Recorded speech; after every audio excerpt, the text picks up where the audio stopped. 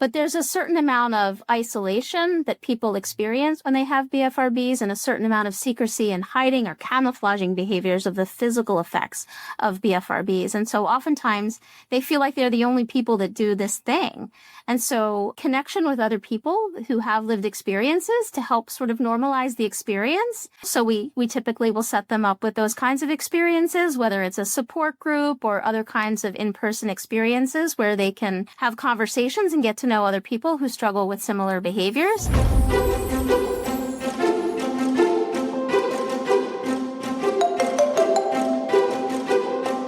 Welcome to The Uptick, brought to you by the New Jersey Center for Tourette Syndrome and Associated Disorders, empowering children and adults through education, advocacy, and research by sharing the stories and experiences relevant to the TS community.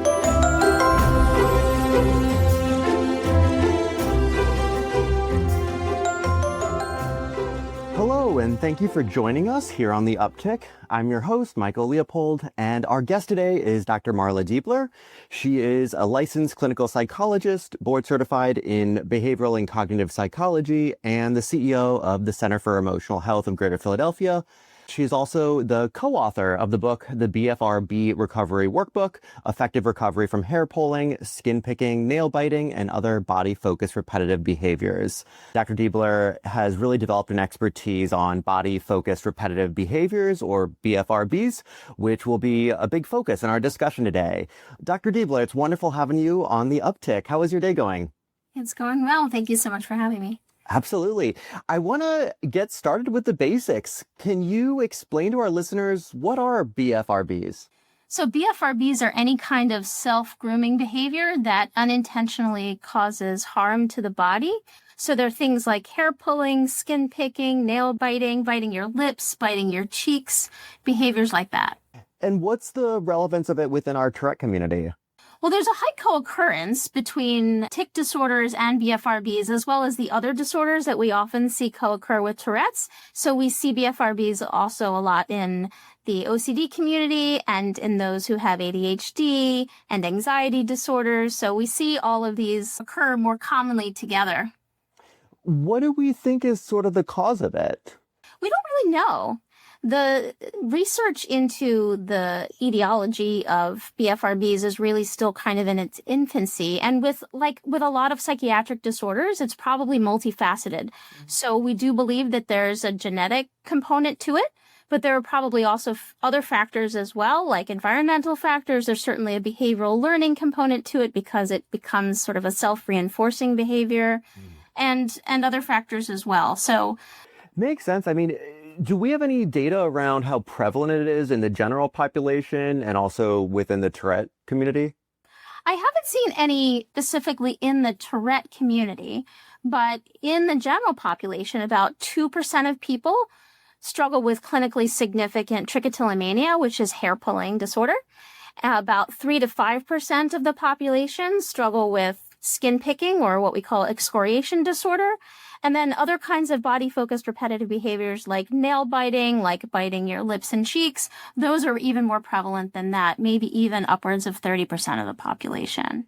And it sounds like one of the triggers for this is like anxiety, and there may be others as well. But I'm wondering, with tics, a number of people feel a sort of urge before the tic comes on to kind of do that tic. Is that something that we see in this as well? Yeah, so a lot of people with BFRBs do experience what one might call a premonitory urge, right? This rising sense of like tension or discomfort prior to carrying out the behavior, and then receiving, the feeling of sort of relief or gratification in some way after carrying out the behavior. However, not everyone experiences that, and it's not a requirement in terms of like diagnostic criteria. Everyone experiences BFRBs a little bit differently, and they're really considered to be very heterogeneous in that they're very different in terms of how people experience them themselves from moment to moment, or one BFRB to another BFRB, but also across individuals. They serve different functions for different people, and it's a little bit more complicated in terms of what's going on and why it's happening. It's interesting, too, because Same thing with tics. I mean, not everyone gets a premonitory urge. Like a lot of children don't experience it or maybe aren't aware of it or something. But even adults, you just kind of tick and there could be other things at play going on. We just don't understand, One of the things I understand with BFRBs is that there's a high level of stigma and sort of a dismissive attitude around it. And I'm wondering if you could speak a little bit about that and what that has been like. Yeah, there's really quite a bit of shame and embarrassment that people with BFRBs experience because oftentimes they report a lot of those kinds of feelings around the idea that they're unintentionally causing harms to themselves, right? This is not intentional self-injurious behavior. This is behavior that they would like to stop, that they have difficulty stopping, right? This is not a behavior that they want to do, even though it is goal-directed, even though they do it purposefully, although sometimes it's outside of their awareness. It is shameful, oftentimes, to an individual to be the one that causes that kind of harm to themselves, not just physically, but also emotionally, because it's difficult to live with the BFRB and have that kind of struggle. So there's usually a lot of shame and embarrassment around the disorder, and there's a lot of stigma associated with the physical effects of the disorder. So having bald patches, having skin lesions, and other kinds of physical sequelae of the behaviors as well leads to a lot of secrecy and embarrassment. I can imagine that. I mean, it also encompasses things like nail biting and stuff. And if you're an adult like that, people say, "Oh, how come you didn't ditch that habit when you were a kid?" I could definitely see that leading to a lot of hiding behaviors and some shame around that.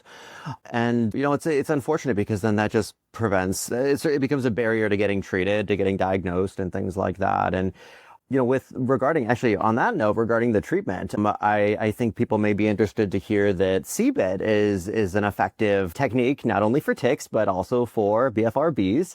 Want to share a little bit more about that? Yes. So CBIT, or Comprehensive Behavioral Intervention for Tics, is essentially a repackaged treatment that we refer to in other areas of practice as HRT, or habit reversal therapy. And habit reversal therapy is one of the evidence-based treatments used for body-focused repetitive behaviors. So the main components of awareness training, of stimulus control, right, like manipulating the environment such that it's less likely to provoke the behavior, and then giving people competing responses to practice and utilize when they notice that sense of discomfort or to interrupt the behavior as it begins, right? This is what we practice with them. Although, like I said, BFRBs are more complicated, so there's a more thorough functional analysis that's necessary. And we need to really evaluate the other components too that lead to the behavior, like thoughts, like emotions, like physical sensations. That's a little bit more complex in terms of the kind of tools that they might need to be equipped with to effectively intervene and control the behavior to the extent that they would like. I know that with CBIT for tics, a lot of the focus is on, or some of it is beyond the competing responses, is just on understanding when you're ticking, what situations, what's the feeling like. There's also a big emphasis on breathing and relaxation as forms of coping. Are those also relevant pieces for managing this?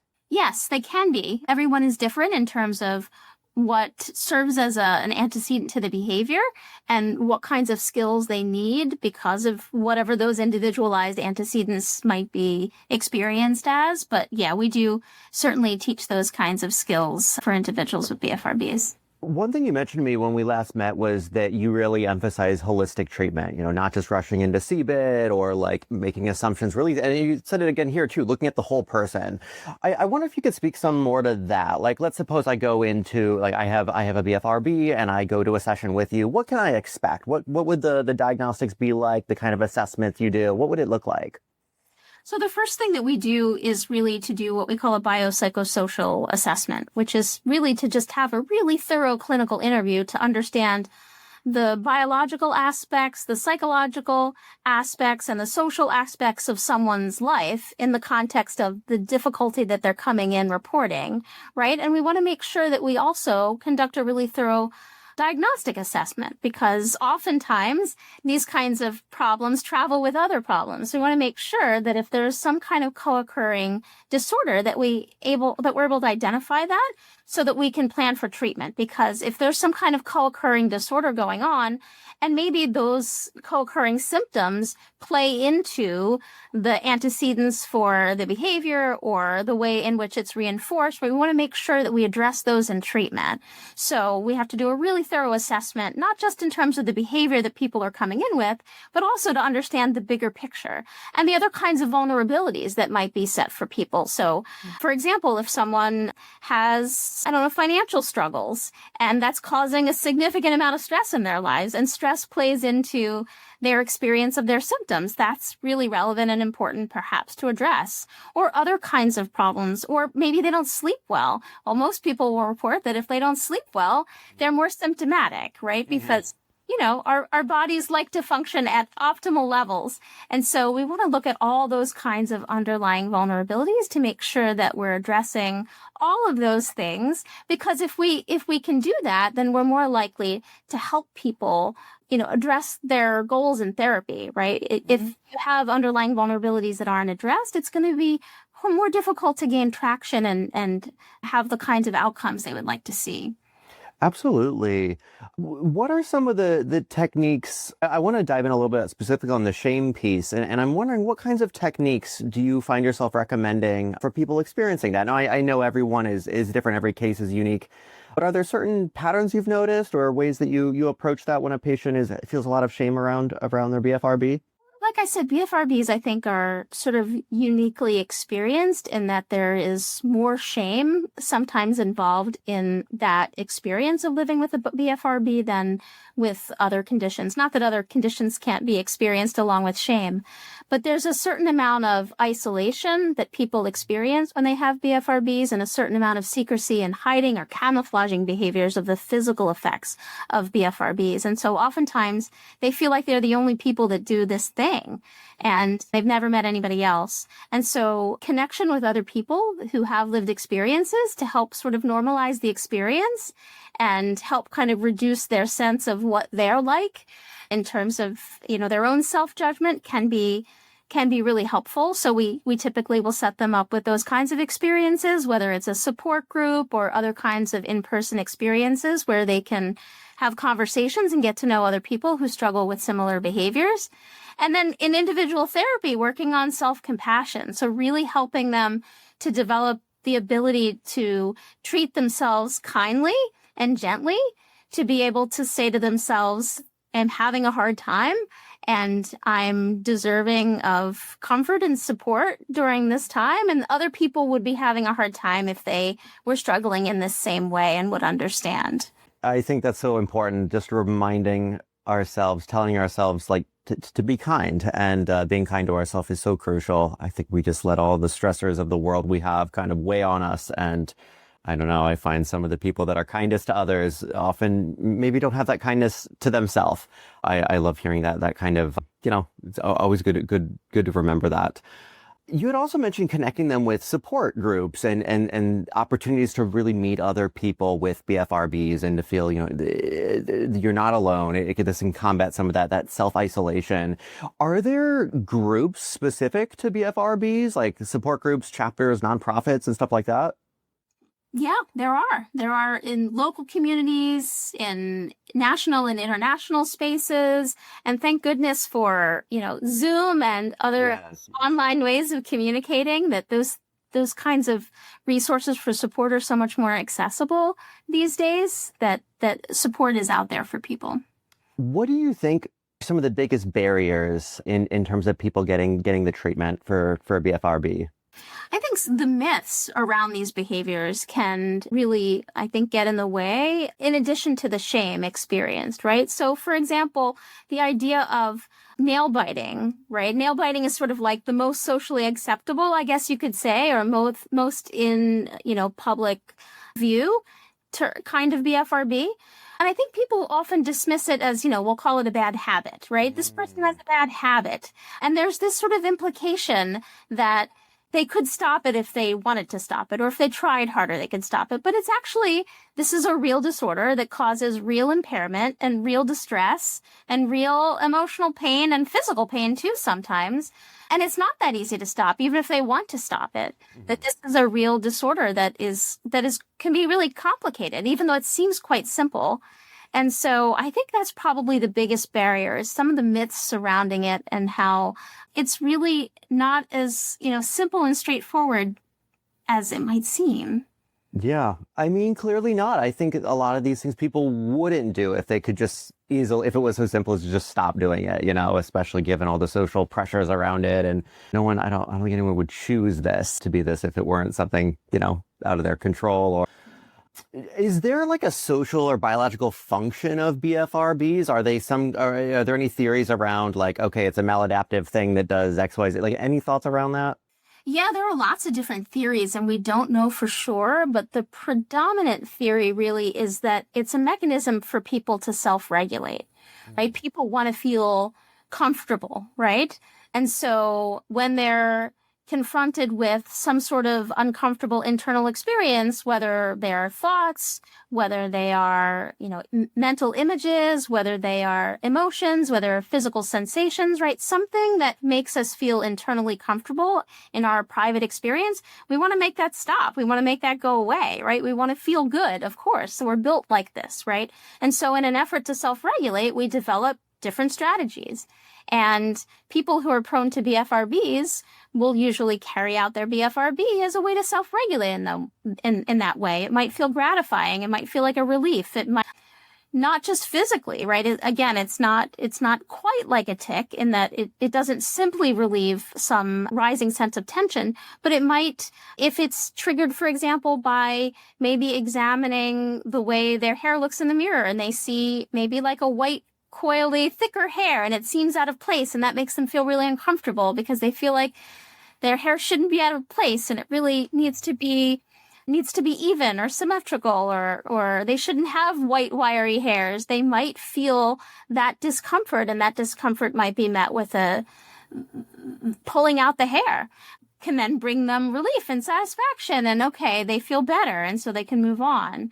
That's a really simplistic example, but there are all sorts of internal discomforts that are met with hair pulling as the function of trying to bring internal relief. Wow. I mean, and given that example too, I can definitely see the connection with anxiety and OCD, especially if it's coming from a place of like obsessions or body rumination and things around that. It sounds like there's a high level of co-occurring, prevalence within those communities, anxiety and OCD. Is part of addressing these also like understanding your body more, how you feel in the moment, how you're, am I feeling stressed, like kind of doing that mental check? It sounds like yes, because a lot of this comes from like a feeling in the body, but wondering if you can comment a little more on that.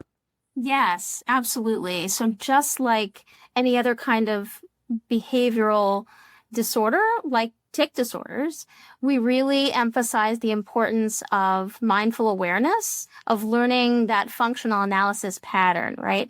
Of being aware of your internal experience and what's going on in your environment as well, and what makes it more likely for you to engage in the behavior, what makes it less likely for you to engage in the behavior, what it's like during the course of the behavior, right? From the initiation of the behavior all the way to the cessation of the behavior, and the way in the short term and the long term you experience the consequences of the behavior, because that all plays into the cycle of reinforcement, right? Whether or not you're more likely to carry out the behavior when you experience whatever that is that made it more likely for you to carry out the behavior, what happened just before, right? So we want people to be aware of their emotional experiences and how that might relate. We want them to be aware of their physical urges and how that might relate.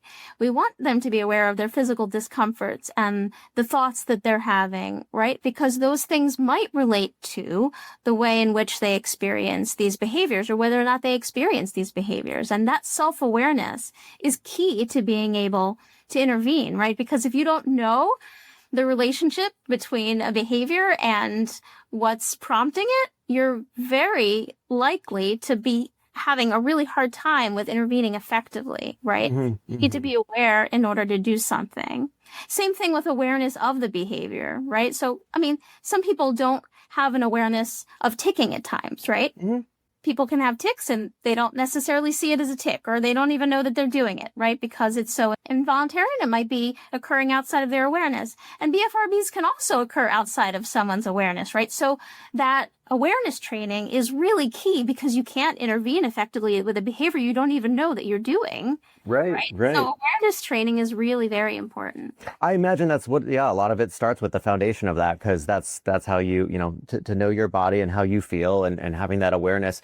I also imagine that there are benefits of someone going through that awareness training way beyond BFRBs. I imagine that the benefits of that stretch to other things in life, knowing about when your anxiety is flaring, or, hey, I'm having a really stressful day, my body is tensing in ways that, like, you notice those things about you, probably with tic management and stuff too, that I think that the benefits, especially for a child getting involved in this kind of therapy early on, would have many positive impacts down the road.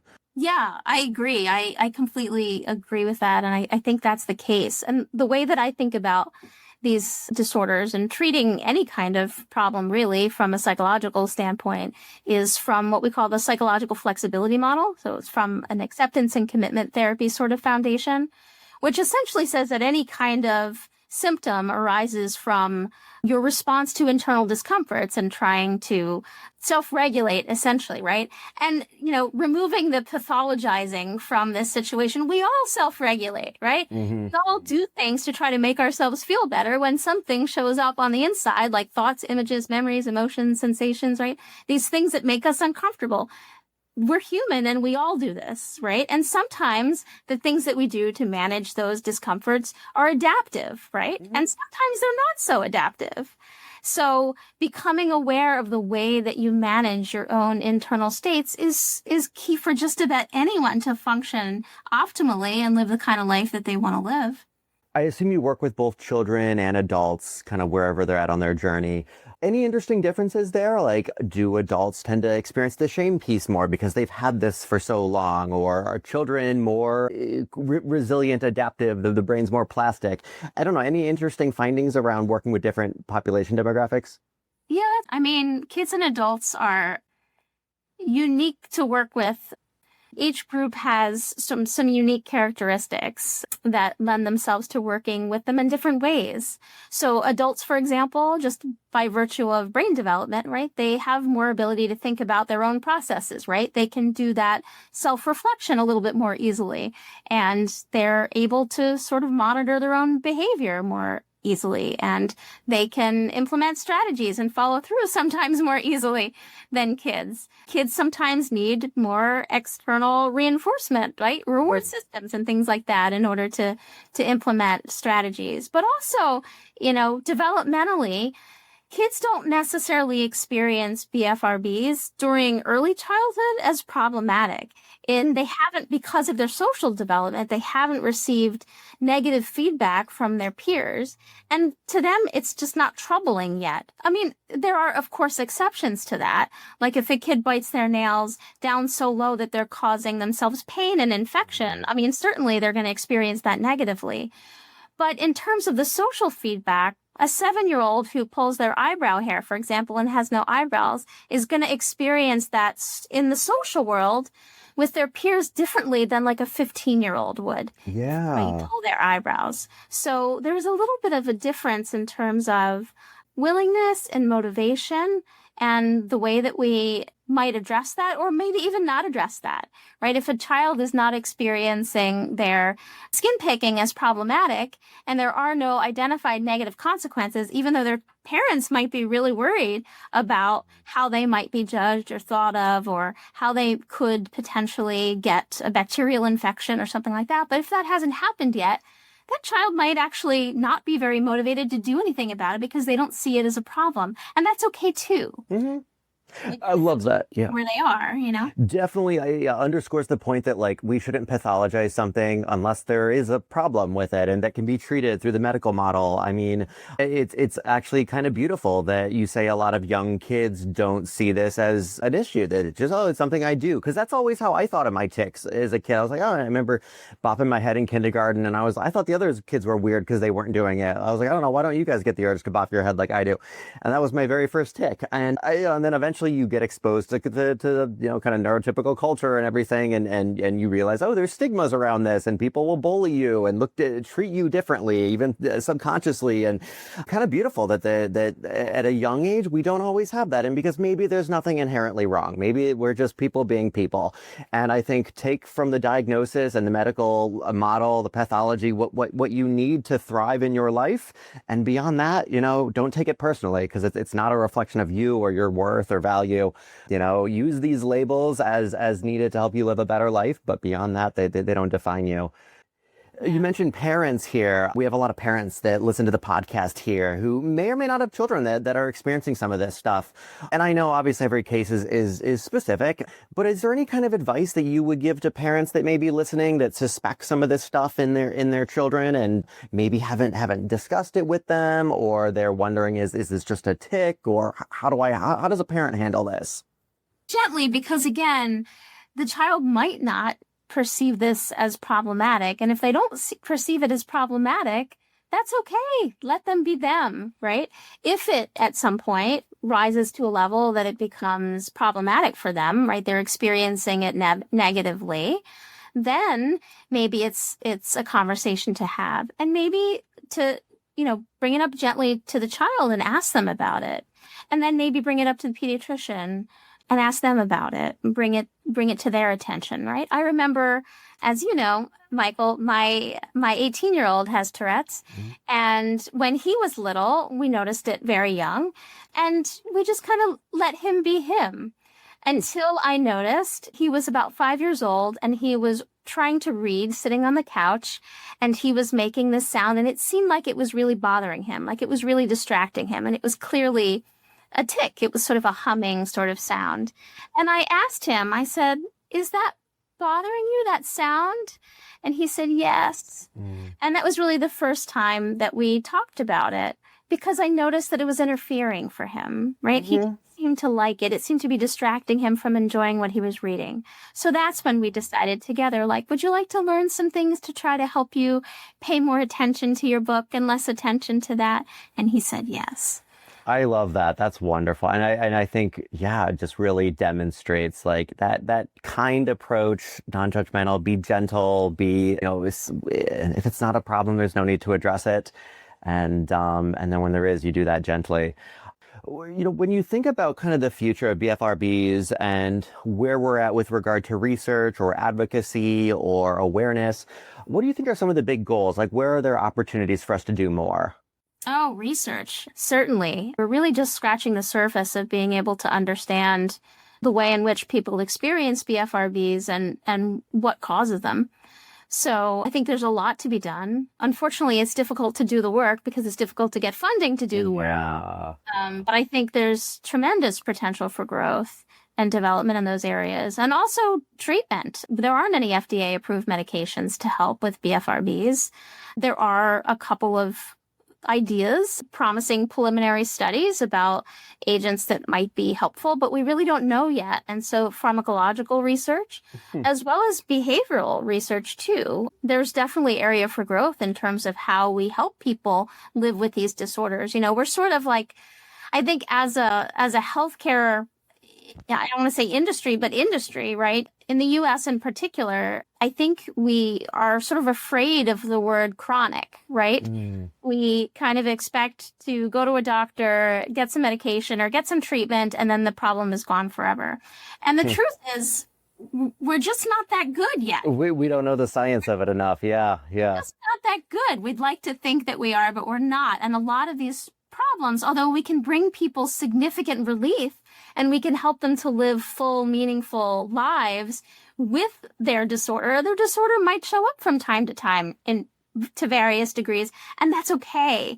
And so right now, our goal is to help people live fully and not, be limited by some condition like a BFRB or a tic disorder for that matter, right? It's to help them live more fully. But there's so much more that we could do in terms of treatment and developing treatments that are more effective for people to help them do that. Do some people benefit, just given the similarity between tics and BFRBs, do some people benefit from the tic medications? I don't know if we've ever studied that, but just, So there was one randomized controlled trial. I believe it was olanzapine, and it was many years ago, maybe 2010 at this point, maybe even a little bit older than that, by an author named Van Amerigen. He looked at olanzapine in the treatment of, I believe it was hair pulling, and found that it might be helpful. It was a very small group of participants, so really limited interpretation, but it looked promising.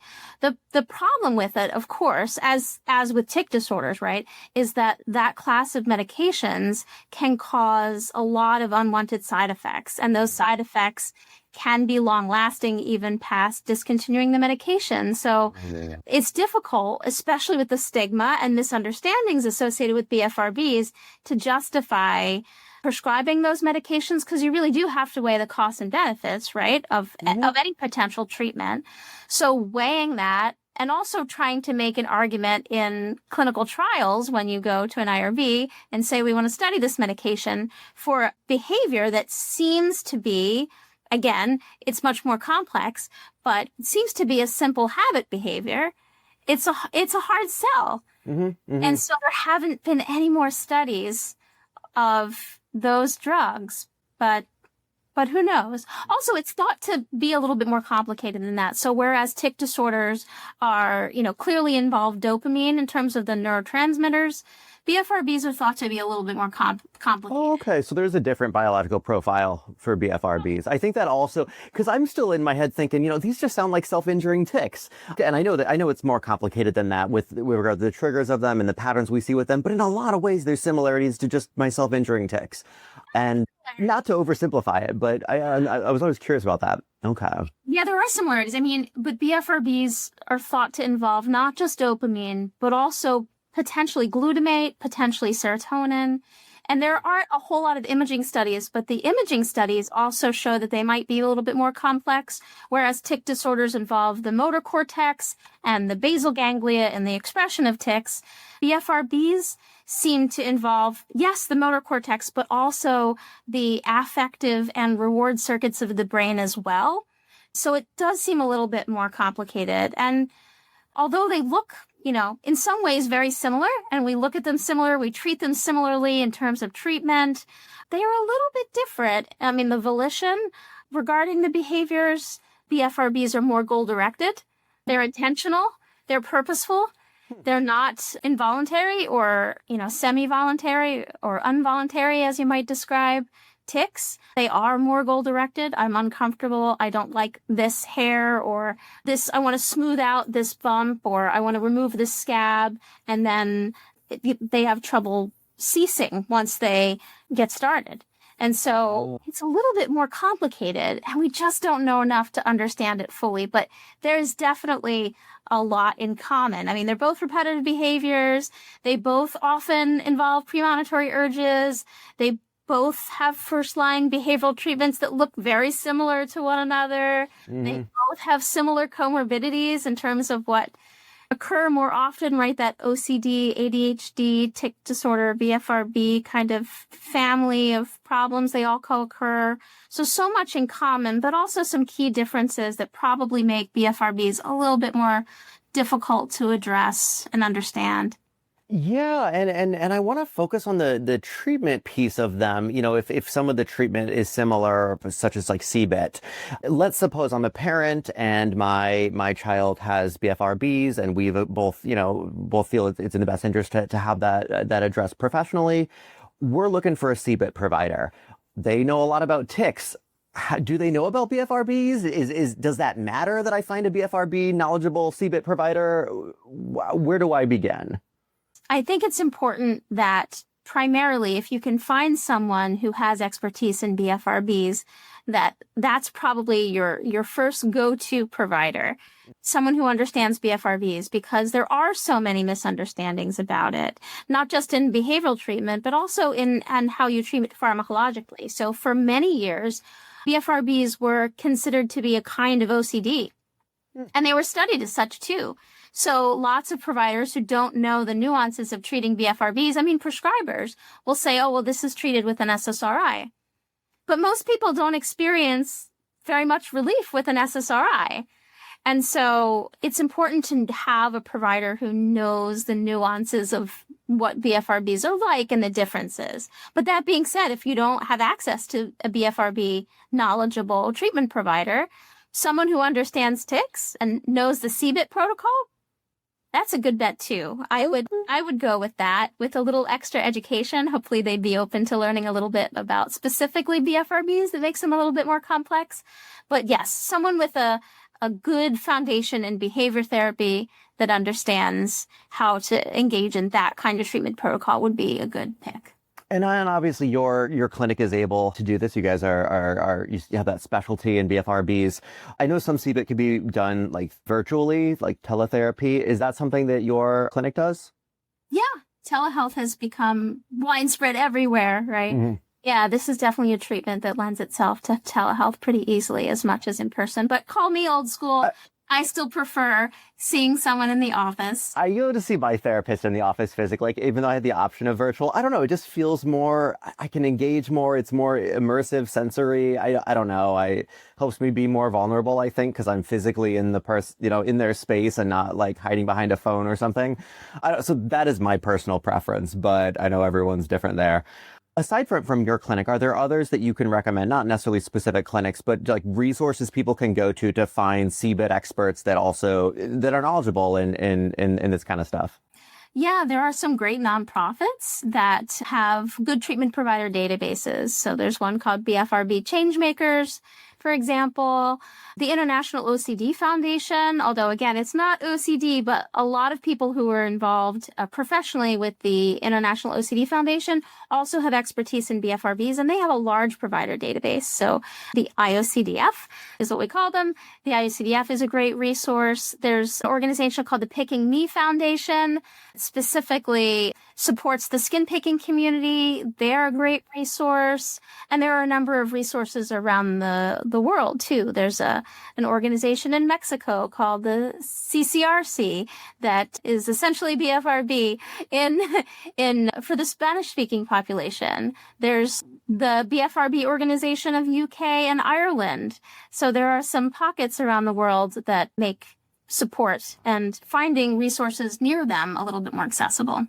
And to our listeners, we'll include some of those organizations in the speaker notes for this episode, so you can take a look at them there and visit the websites and, find a good match for you and your family. Dr. Deibler, it's been wonderful having you on the episode here. Any remaining comments, thoughts, recommendations you'd love to get out to our community? I mean, I think with any of these struggles, right, knowing that you're not alone, knowing that it's nothing to feel shame or secrecy about, knowing that there is always help. So if you feel like your life is being limited in some way by any of these struggles, right? Could be BFRB, could be tic disorder, could be anxiety, could be depression, it could be anything, right? That there is good evidence-based care available and out there, whether you live near a treatment provider, whether you can log on through your phone to access treatment or through a computer, that help is available.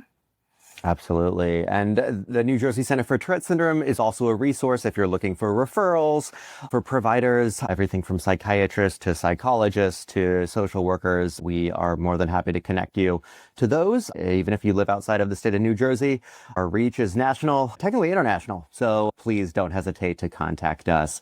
Dr. Deibler, love having you on the uptick here. Hope you have a wonderful rest of your day. Thank you so much. You too. Thank you for listening to The Uptick, brought to you by the New Jersey Center for Tourette Syndrome and Associated Disorders, empowering you to stretch the boundaries to live your best life.